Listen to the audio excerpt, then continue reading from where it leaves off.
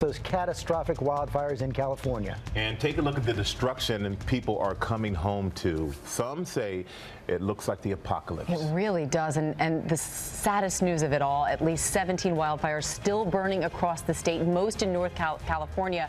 But a dangerous one also tearing through Anaheim. At least 17 people have been killed so far, and there are new mandatory evacuations issued for parts of Sonoma and Napa counties overnight. More than 2,000 structures, homes, hotels, wineries, all destroyed. And it's not just the flames that are so dangerous. Wind, smoke also causing emergencies.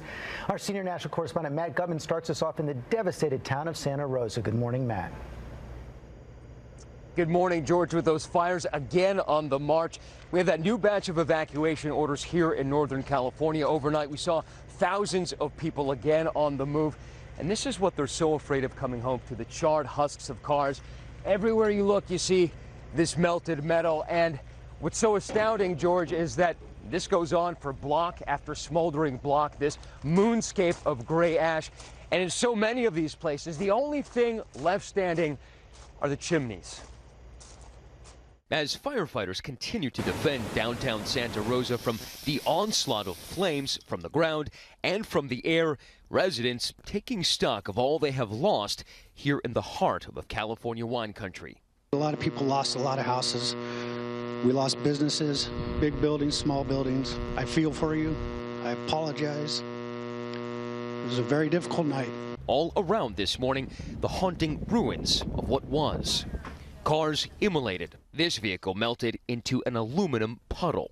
Personally, I think it'll be one of the worst disasters in California history. The fire's now claiming at least 17 lives across the state. It's with sorrow that I tell you today that we have confirmed 2 fatalities, Charles and Sarah Rippey. The couple had been together for 75 years. In Napa County, one winery owner returning to the remains of his building, he says he watched the flames engulf the property using a security camera app on his phone. And back here in Santa Rosa, newly homeless residents returning to places where memories were built now crumbled. And it was amidst that rubble that we found Brady Harville in the house he grew up in. What are you supposed to do? Yeah, everybody you've ever known, everybody I grew up with, everybody's house is gone. It's absolutely nuts. And in the Iraq war vet's palm, that sliver of steel. Your personal dog tags? Yeah, the ones I deployed with. They're like all burned up now. Wow. After I deployed, I gave them to my dad, and he had them hanging in his man cave. So out of an entire house and a lifetime of contents, this is the most important thing. Yeah, for me, yeah. Anyways, I spent 12 months of my life in Iraq wearing these things. Mean a lot to me. You got goosebumps right now. Yeah, I do. It's crazy. It's mind-blowing. According to officials, more than 180 people remain missing this morning. One of them had been Steve Liner.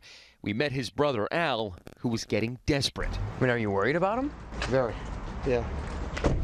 Yeah. So we drove him in. Well, I've called him a number of times. I've gone up to the VA to see if he's checked in at the VA.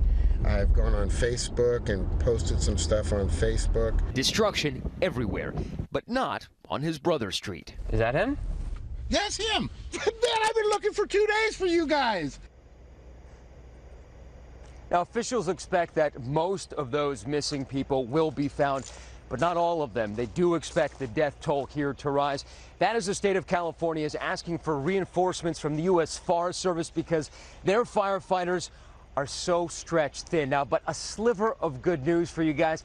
You remember Chris Pond? We found her in the rubble. She was digging through it the other day and looking for her wedding ring. She was crying hysterically. We were there for over an hour with her.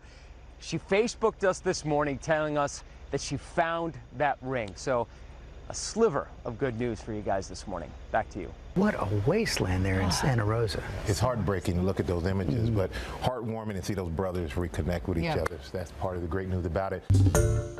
Hi, everyone. George Stephanopoulos here. Thanks for checking out the ABC News YouTube channel. If you'd like to get more videos, show highlights, and watch live event coverage, click on the right over here to subscribe to our channel. And don't forget to download the ABC News app for breaking news alerts. Thanks for watching.